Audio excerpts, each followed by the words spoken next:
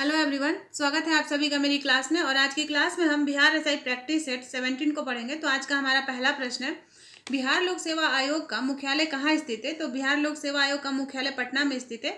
भारतीय संविधान के अनुच्छेद 315 से 323 में संघ लोक सेवा आयोग तथा राज्यों के लिए राज्य लोक सेवा आयोग का गठन का प्रावधान है। राज्यों में लोक सेवा आयोग के सदस्य तथा अध्यक्ष की नियुक्ति राज्यपाल के द्वारा की जाती है। इनके सदस्यों का कार्यकाल 6 वर्षों का होता है और राज्य लोक सेवा आयोग के सदस्य 62 वर्ष तक अपने पद पर बने रहते हैं। अगला प्रश्न, बिहार के प्रथम मुस्लिम मुख्यमंत्री कौन थे? तो अब्दुल गफूर थे बिहार के प्रथम मुस्लिम मुख्यमंत्री। अब्दुल गफूर का कार्यकाल 2 जुलाई 1973 से 11 अप्रैल 1975 तक रहा था। बिहार के प्रथम मुख्यमंत्री श्री कृष्ण सिंह थे तथा प्रथम महिला मुख्यमंत्री राबड़ी देवी थी।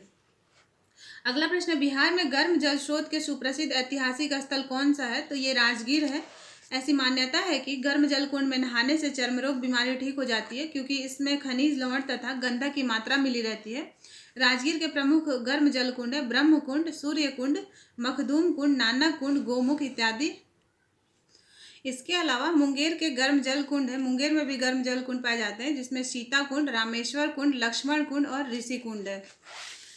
अगला प्रश्न है, बिहार में कोसी नदी की लंबाई कितनी है? तो ये 120 किलोमीटर है।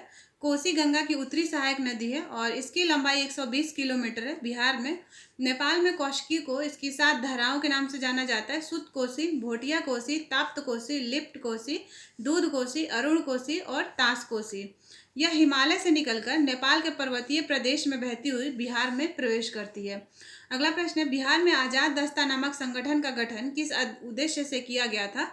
तो अंग्रेजों के विरुद्ध आतंकवादी कार्रवाई के लिए आजाद दस्ता नामक संगठन का गठन किया गया था। इस संगठन में जयप्रकाश नारायण ने अग्रणी भूमिका निभाई थी। नेपाल में आजाद दस्ता का अखिल भारतीय केंद्र था, जिसे युवकों को छापामार युद्ध की शिक्षा दी जाती थी। अगला प्रश्न है, किसके सुझाव पर भारतीय राष्ट्रीय संघ का नाम बदलकर भारतीय राष्ट्रीय कांग्रेस कर दिया गया था? तो दादा भाई नौरोजी के सुझाव पर ऐसा किया गया था। भारतीय राष्ट्रीय संघ की स्थापना ब्रिटिश असैनिक एलन ऑक्टेवियम ह्यूम ने 1884 ईस्वी में की थी, जिसका प्रथम अधिवेशन 1885 ईस्वी में बम्बई स्थित तेजपाल संस्कृत विद्यालय में आयोजित किया गया था और इस अधिवेशन के पहले अध्यक्ष व्योमेश चंद्र बनर्जी थे। अगला प्रश्न है, स्कर्वी रोग किस विटामिन की कमी से होता है? तो स्कर्वी रोग विटामिन सी की कमी से होता है। विटामिन सी का रासायनिक नाम एस्कॉर्बिक अम्ल है और इसकी कमी से स्कर्वी रोग होता है। विटामिन सी का सबसे उत्तम स्रोत आंवला है। विटामिन सी खट्टे फलों में पाया जाता है तथा चर्म को स्वस्थ रखने के लिए बहुत ही जरूरी होता है। अगला प्रश्न है, राष्ट्रपति द्वारा आपातकाल की घोषणा को कितने समय के अंदर संसद से अनुमोदित कर लेना होता है? तो राष्ट्रपति द्वारा आपातकाल की घोषणा के बाद 30 दिनों के अंदर ही संसद से अनुमोदित कर लेना होता है। संविधान के अनुच्छेद 352 के अंतर्गत राष्ट्रपति आपातकाल की घोषणा कर सकते हैं और संसद के दोनों सदनों से राष्ट्रीय आपातकाल की घोषणा का अनुमोदन हो जाने के पश्चात इसे एक बार में 6 महीने के लिए लागू किया जाता है। अगला प्रश्न, विश्व साइकिल दिवस कब मनाया जाता है? तो ये 3 जून को मनाया जाता है। 3 जून 2020 को संपूर्ण विश्व में तीसरा विश्व साइकिल दिवस मनाया गया। इस दिवस को मनाए जाने का उद्देश्य बच्चों और युवकों के लिए बीमारी की रोकथाम करना और स्वास्थ्य को बढ़ावा देना है।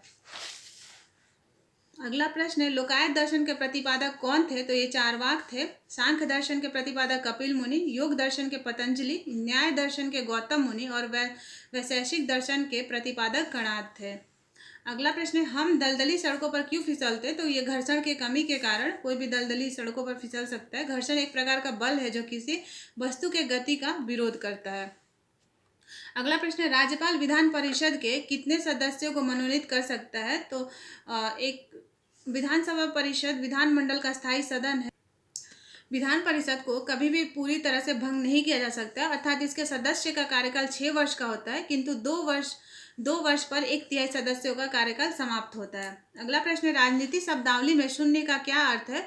तो इसका अर्थ प्रश्न उत्तर पत्र होता है। शून्यकाल के दौरान ऐसे मामलों को उठाया जाता है जिसकी पहले कोई सूचना नहीं दी जाती है और ऐसे मामलों में विलंब नहीं किया जाता है। शून्यकाल का समय दोपहर 12 बजे से 1 बजे तक होता है।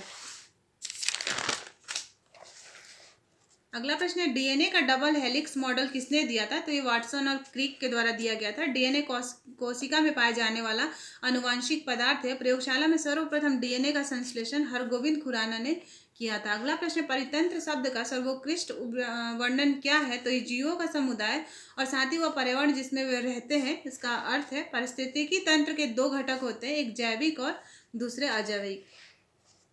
अगला प्रश्न, सुरक्षा प्रकोष्ठ नीति किससे संबंधित है? तो ये वारेन हेस्टिंग्स से संबंधित है। वारेन हेस्टिंग्स के काल में मुस्लिम शिक्षा के लिए 1781 ईस्वी में कलकत्ता में एक मदरसा की स्थापना की गई। इसके काल में 1784 ईस्वी में सर विलियम जोन्स के द्वारा एशियाटिक सोसाइटी ऑफ बंगाल की स्थापना किया गया। वारेन हेस्टिंग ने लॉर्ड क्लाइव के द्वारा स्थापित बंगाल में द्वैध शासन को समाप्त कर दिया था। वारेन हेस्टिंग पहला गवर्नर जनरल था जिस पर महाभियोग का प्रस्ताव लाया गया था। ये बंगाल का पहला ऐसा गवर्नर जनरल था जिस पर महाभियोग का प्रस्ताव लाया गया था। अगला प्रश्न, संपूर्ण विश्व रक्तदान दिवस कब मनाया जाता है? तो संपूर्ण विश्व रक्तदान दिवस 14 जून 2020 को मनाया जाता है। इसका मनाया गया था और इसका मुख्य विषय थीम था सेव ब्लड सेव लाइफ्स। यह दिवस वैश्विक रक्तदान की आवश्यकता के बारे में जागरूकता बढ़ाने के लिए मनाया जाता है और पहली बार यह दिवस 14 जून 2004 को मनाया गया था। अगला प्रश्न, राजकोषीय नीति के कितने उपकरण हैं? तो इसके 4 उपकरण हैं। राजकोषीय नीति के 4 उपकरण हैं, कर, सार्वजनिक व्यय, ऋण एवं नई मुद्रा का निर्गमन। राजकोषीय नीति का क्रियान्वयन बजटीय घोषणाओं के माध्यम से किया जाता है। सरकार द्वारा देश में स्थिरता के साथ विकास को बढ़ावा देने हेतु राजकोषीय नीति का क्रियान्वयन किया जाता है। अगला प्रश्न, बुद्ध की माता किस वंशज की थी? तो ये कोलीय वंश की थी। बुद्ध के पिता सुशोधन शाक्य गणराज्य के प्रधान थे। बुद्ध की सौतेली माँ प्रजापति गौतमी थी। पत्नी यशोधरा एवं पुत्र राहुल थे। बुद्ध 29 वर्ष की अवस्था में गृह त्याग दिए थे और इस दिन गृह त्याग की घटना को बौद्ध धर्म में महाविनिष्क्रमण कहा जाता है। अगला प्रश्न, सर्वप्रथम भारत में संघात्मक सरकार की स्थापना किस अधिनियम द्वारा किया गया था? तो 1935 के अधिनियम द्वारा भारत में सबसे पहले संघात्मक सरकार की स्थापना की गई थी। इस अधिनियम के तहत वर्ष 1937 में संघीय न्यायालय की स्थापना की गई। इस अधिनियम के द्वारा बर्मा को ब्रिटिश भारत से अलग कर दिया गया और 1935 के अधिनियम के तहत प्रांतों को स्वायत्तता दिया गया था और केंद्र में द्वैध शासन प्रणाली को लागू किया गया था। अगला प्रश्न, संविधान सभा के अस्थायी अध्यक्ष कौन थे? तो डॉक्टर सच्चिदानंद सिन्हा थे। 9 दिसंबर 1946 ईस्वी को संविधान सभा की पहली बैठक में अस्थायी अध्यक्ष के रूप में डॉक्टर सच्चिदानंद सिन्हा को नियुक्त किया गया था, लेकिन 11 दिसंबर 1946 ईस्वी को संविधान सभा के अस्थायी अध्यक्ष के रूप में डॉक्टर राजेंद्र प्रसाद को नियुक्त किया गया था। संविधान सभा के उपाध्यक्ष हरीश चंद्र मुखर्जी थे और सलाहकार के पद पर BN राय को नियुक्त किया गया था। अगला प्रश्न, सुदर्शन झील का पुनर्निर्माण किसने करवाया था? तो ये स्कंदगुप्त के द्वारा कराया गया था। स्कंदगुप्त गुप्त शासक था जिसने हुड़ों को भी पराजित किया था। स्कंदगुप्त ने सिंचाई व्यवस्था के लिए गुजरात के सौराष्ट्र प्रांत में स्थित सुदर्शन झील का निर्माण करवाया था।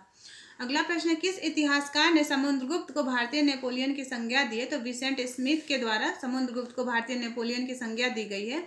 समुद्रगुप्त दक्षिणापथ में स्थित 12 राज्यों पर धर्म विजय किया था। समुद्रगुप्त को अश्वमेध पराक्रम और सर्वराजोच्छेदता की उपाधि दिया गया था। सर्वराजोच्छेदता का अर्थ होता है सभी राजाओं को उखाड़ फेंकने वाला। अगला प्रश्न, भारत की मिट्टियों में कपास की खेती के लिए कौन सी सर्वाधिक उपयुक्त मिट्टी है? तो भारत में पाई जाने वाली मिट्टियों में काली मिट्टी कपास की खेती के लिए बहुत ही उपयुक्त मानी जाती है। काली मिट्टी को काली कपास मिट्टी, रेगुड़ मिट्टी और लावा मिट्टी के नाम से भी जाना जाता है। काली मिट्टी का निर्माण बेसाल्ट चट्टानों के टूटने फूटने से हुआ है। काली मिट्टी का भौगोलिक विस्तार महाराष्ट्र में है और यह मालवा की प्रमुख मिट्टी है। अगला प्रश्न है, बिहार आने वाला पहला अंग्रेज यात्री कौन था? तो बिहार आने वाला पहला अंग्रेज यात्री रॉल्फ फिश था। यह मुगल शासक अकबर के शासनकाल में भारत आया था और वह आगरा और फतेहपुर दोनों को लंदन से बड़ा शहर बताया था। इसने पटना नगर का विस्तार से वर्णन करते हुए पटना नगर के लोगों को बताया कि पटना के लोग जमीन खोदकर सोने की खोज करते हैं। अगला प्रश्न, बिहार के वह मुख्यमंत्री कौन है जो सबसे अधिक अवधि तक इस पद पर बने रहे थे? तो ये श्री कृष्ण सिंह थे जो बहुत दिनों तक इस पद पे बने थे। श्री कृष्ण सिंह कांग्रेस पार्टी के सदस्य थे और मुख्यमंत्री पद पर ये 1946 से 1961 ईस्वी तक बने थे। अगला प्रश्न, कैमूर पठार किसके लिए प्रसिद्ध है? तो कैमूर पठार चूना पत्थर के लिए प्रसिद्ध है। कैमूर पठार विंध्य प्रणाली का हिस्सा है जो परंपरागत रूप से चूना पत्थर, बालू पत्थर, सैल और स्लेट के लिए जाना जाता है। तो ये कुछ महत्वपूर्ण प्रश्न थे, आप लोग पढ़ते रहिए। थैंक्स फॉर धन्यवाद।